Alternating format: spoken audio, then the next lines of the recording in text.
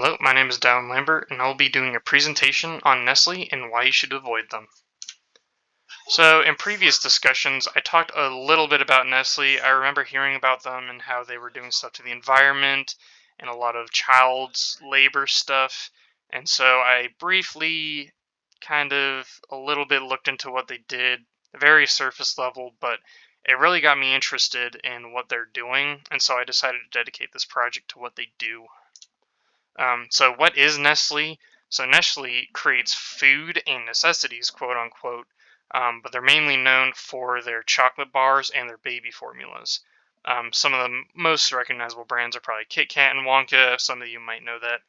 Um, but their main baby powder formula is Gerber Life. That is their big company. I'm sure a lot of you have seen their commercials way back in the day. However, a point that I will get back into later, and it's a very big point, is that a lot of their products use palm oil. So while it may seem like they're just a harmless candy company, there's a lot more that meets the eye and how it relates to environmental justice, or environmental injustice is what I would prefer to say with Nestle.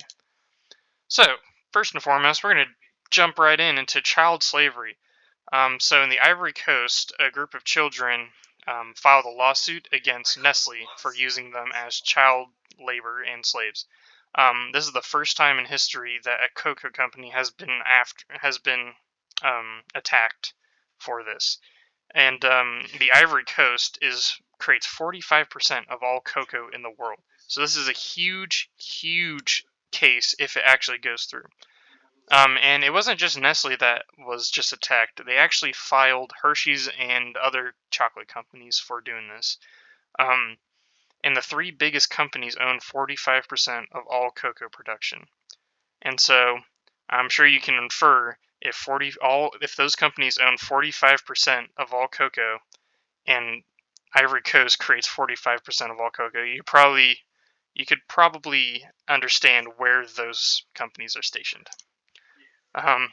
So another point I have against Nestle is their deforestation. So as I talked about earlier, palm oil is their main ingredient. However, what's bad about palm oil is just how much land it takes to create this, and also how much land needs to be removed in order to get this plot. As you can see on the right side, there used to be a vast forest there, but it's all completely gone. I apologize, it's a little pixelated, I don't know why. There used to be a forest there, and it's all gone just for this palm oil. And there's roughly 189,000 hectares a year.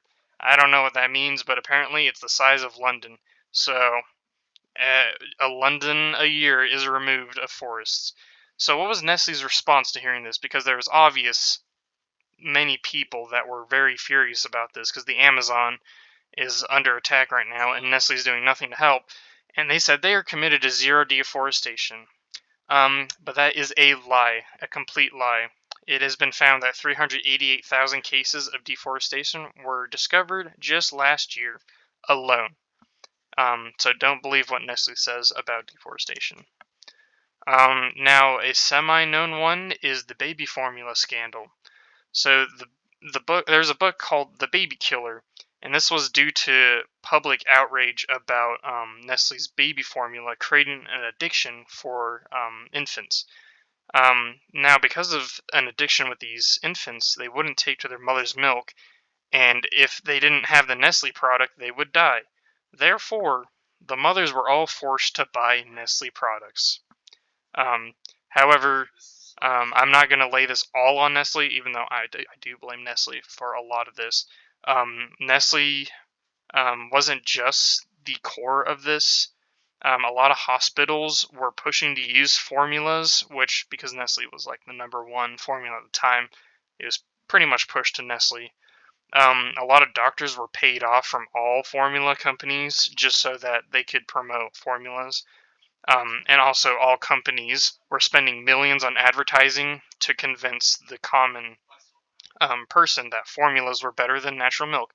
Also, that's a straight up lie. That is, lots of doctors are paid off. If a doctor ever says to use formula, that is completely false. Another thing Nestle tried to do is convince the public that water is a privilege and not a right. So the CEO of Nestle himself said access to water should not be a public right, and that water should be privatized. And not only do they think this, but they also go into struggling communities, take their water, and sell it back to them in a plastic bottled water and a bunch of other garbage mixed into their water. So a lot of people were very upset by this quote. And so what was their response?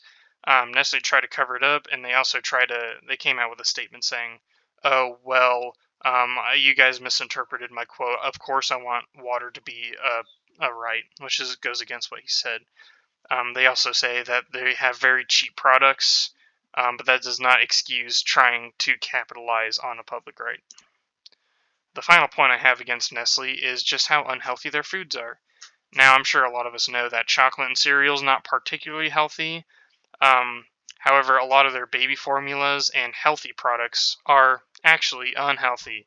And this was because of a leaked document stating that 60% of Nestle products cannot be defined healthy at all. Now, a lot of people might see that there's no problem here because everyone knows that cereals and chocolates are not really healthy. However, this conflicts with their own advertisements that say that they are healthy, and they also get consumers addicted, which is not a healthy practice. Sorry. Um, so, how does this all relate to environmental justice? Now, as we talked about in previous discussions, environment doesn't just mean natural environment. This can mean your working environment, your living environment, all other environments. So how does Nestle affect this? Nestle not only destroys the natural environment for profits, they also destroy communities. They also destroy literal human lives. They destroy human rights and decency. And they destroyed healthy options when you go to the store. Every time you go to a store, it is just littered with unhealthy products, and it pushes healthy products out of the way just for them to make money. So, how do we fix this? Now, the easiest way that I and a lot of other people do is just boycott Nestle. Now, I know most boycotts don't work, but this is one that I've seen a lot of people on board on, and I think it is very viable for us to do. Just from this list alone, you can see a lot of well-known brands. I know it seems like a lot, but a lot of brands here are things that literally no one has eaten in the past century, like O. Henry's. I don't even know what that is, but some things you can see here, like Kit Kats, Gerber Life, Wonka, Drumsticks. These are very well-known products, but it's very easy for you to look away and just not buy it. Now, if we want to take it a step further, we can encourage our politicians to try to take a stance against Nestle. But as I said in earlier posts, like stuff like this is it's just not ideal. All these companies pay off politicians for them to stay in business, and it's just a very difficult way. So it's really up to the individuals to take a stance against this. And these are my works cited. Thank you, and I really hope I changed your mind about Nestle.